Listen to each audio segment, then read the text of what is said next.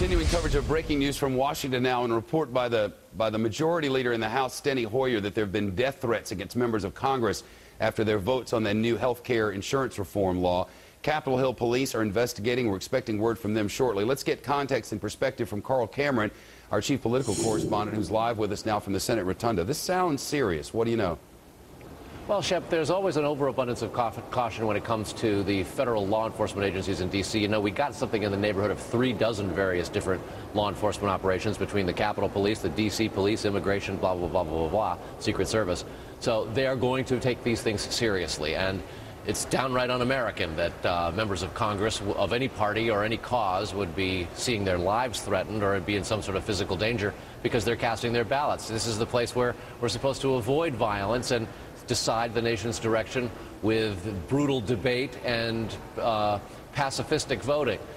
So there's a real problem with it. And with all that said, this is a very, very small slice of what has been a very, very long debate.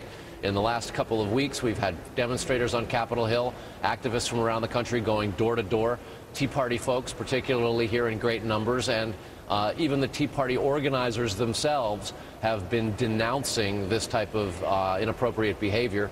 Whether or not the actual alleged perpetrators of it are members of the Tea Party or any other organization is absolutely not known. Much of this is unconfirmed information that the law enforcement, that the Capitol Police are investigating. The Sergeant at Arms is the top law enforcement officer for the House of Representatives. His office is investigating it as well. But at this point, they're just allegations. And we've heard about stories of vandalism. We've heard about the possibility that one congressman's brother, in a case of sort of mistaken address identity, might have had a propane gas line slashed. Unclear if whether it happened or not, but it is being investigated. So these types of things can't be dismissed. They have to be taken seriously. It's not uncommon for death threats and things of this nature to happen periodically and in isolated incidents. The idea that it would happen sort of in large numbers is something that's obviously very, very disturbing to leaders of both parties as well as law enforcement. Yeah, and to every right-thinking American, I mean, on either side of the aisle. But, you know, we keep talking about these isolated incidents, and I wonder when it is that an isolated incident becomes a string of things. You know, we have a congressman spat upon. We have a congressman with racial slurs, homophobic slurs against Barney Frank. It goes on, and now these death threats. And you wonder when some in there on both sides of the aisle are going to look in the mirror and go, my overinflated rhetoric is causing some people who digested and don't think of it as they do as just political rhetoric.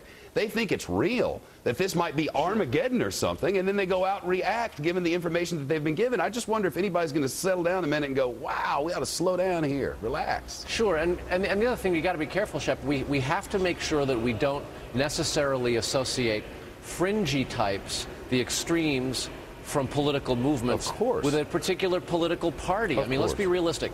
There are kids who put on black masks and go around smashing windows during World Trade Organization protests. And they get associated, because they are the far left, with the Democratic Party. The Democratic Party and those kinds of crazies have no association with themselves with one another at all. On the right, you have folks who show up on the fringes of political rallies, et cetera, and they ultimately become associated with the Republican Party. And the fact of the matter is, they are the extremes associated with the right and left, but not necessarily liberalism or conservatism or republicanism or Democratic Partyism. Those types of things become sort of one-to-one corollaries that can really get dangerous. And in this particular case, it's dangerous enough that fringy types or allegations of or investigations into death threats against members of Congress is actually happening. To associate them with a party or with a particular organization that might be up here, in this case the Tea Party movement, is really, really dangerous. And that's what the Capitol Police are trying to avoid. That's what the members of both parties are trying to avoid, even though they feel it's necessary to let the public know that this stuff is beginning to happen in small numbers. Something to compare it to, and then I'll let you go on this, Shep. Last summer, when the town hall meetings were happening, hundreds of thousands of people took part in the town hall phenomenon last summer about health care. Only a few actually ended up with the police getting involved or an arrest or somebody being tossed out of the hall. But we in the media put it on the air over and over and over again, giving the impression that every town hall was a riot. It wasn't. Every demonstration on Capitol Hill is not one that turns violent. It's an overstatement, and we in the media have to be particularly careful to provide some level of perspective and proportion. Yep, understood. Karl Cameron live at the Senate Rotunda. There's much more coming on. Good of you. Thank you. We'll get back to you as events warrant. One thing we do know is when leaders on either side of the aisle go with this overinflated rhetoric and they tell us it's the end of the world, it's Armageddon, the Marxists have taken over Washington, it's the end of the world as we know it, we're moving into socialism. When they say things like that, I mean, maybe some of them don't really believe, and then the fringes believe it, and then they go out and do stupid things. Well, I mean, it's all kind of tied together, isn't it?